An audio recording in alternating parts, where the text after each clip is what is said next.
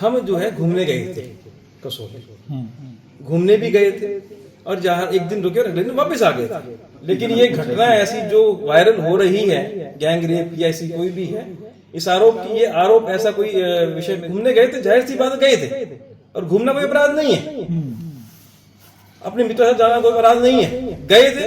अब उनके साथ कुछ हुआ है, गवाह बदले भी जाते हैं, बयान भी बदले जाते हैं, लेकिन मेरा मानना कहीं ना कहीं जो पुलिस अपनी इंक्वायरी करे, बताया जा रहा है तो ये भी बताया जा रहा है कि आपके सामने पूरा मामला क्या था। वो लड़की जो है आपके साथ काम वो युवती जो है मेरे पास जो है 2-3 साल से काम करती थी, जबकि पिछले 6 साल से मेरे संपर्क में नहीं।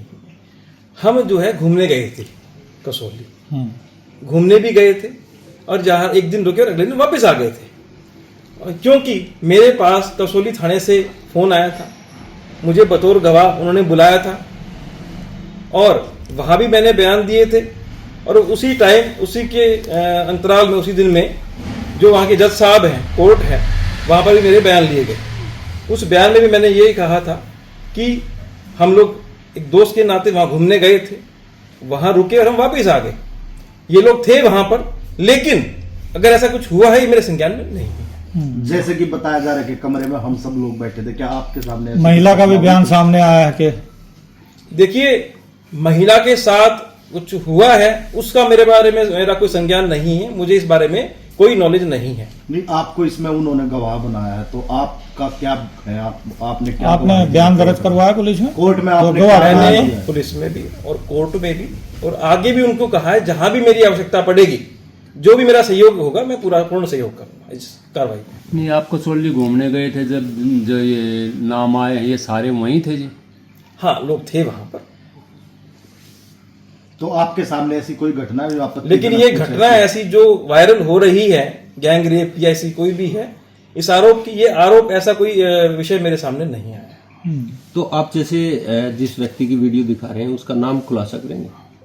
आपके सामने है। जो ये महिला है जिसने एफआईआर में आपको भी गवाह बनाया, क्या आप इस पर कोई लीगल एक्शन लेने वाले हैं? बोलते देखिए, लीगल एक्शन की जहां तक बात है, चाहे वो महिला हो, चाहे वो हमारा कोर्ट हो, चाहे न्यायालय है, चाहे पुलिस है, जहां सच का साथ अमित बिंदल देगा।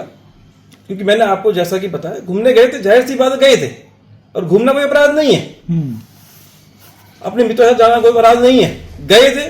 अब उनके साथ कुछ हुआ है, या तो वो युवती है वो बताएगी, अभी तक शायद मेरे ख्याल से वो सामने नहीं आई है, कभी ना कभी सामने वो भी आएगी, तो बयान उसके भी होंगे, वो भी सामने आपके सामने आएगी, तो कुछ ना हो तो पता लगेगा सच्चाई का। तो और ये जांच का विषय है, अभी मामला पुलिस के पास है, इसका जांच पुलिस कर रही है, और मुझे पुलिस पे भरोसा है और अपने न्यायालय पे भरोसा है। देखिए, पॉलिटिकल जब कोई आदमी होता है राजनीति के अंदर, तो उसके ऊपर ऐसे आरोप प्रत्यारोप लोग लगाते रहते हैं।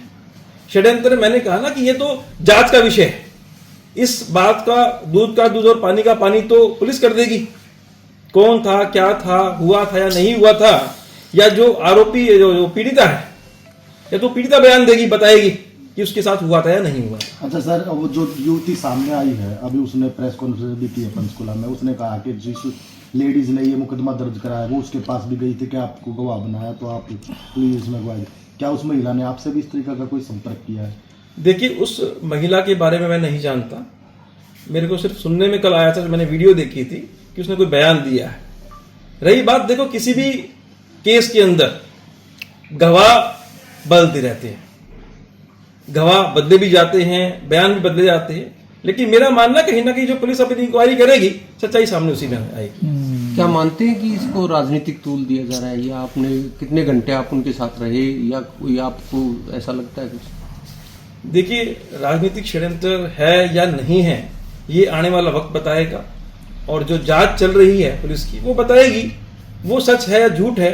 और रही बात जो ये बातें सुनने में आ रही है टिकटॉक को लेकर के, ऐसा करके, तो मैं एक बात बता दूं आपकी सोशल मीडिया के माध्यम से आम जन को भी, अमित बिंदल का अगर कहीं सहयोग होता है इस पूरे मामले के अंदर, तो लोकसभा चुनाव में करता, विधानसभा चुनाव में करता, अब पुनः चुनाव आने वाले हैं, तो अमित बिंदल ने राजनीति अपने दम पे करी या अपने पैसे से करी? अच्छा सर, एक लास्ट क्वेश्चन है, स्पष्ट रूप से आपका कहना यही है कि आपके सामने ऐसी कोई घटना होटल में नहीं हुई?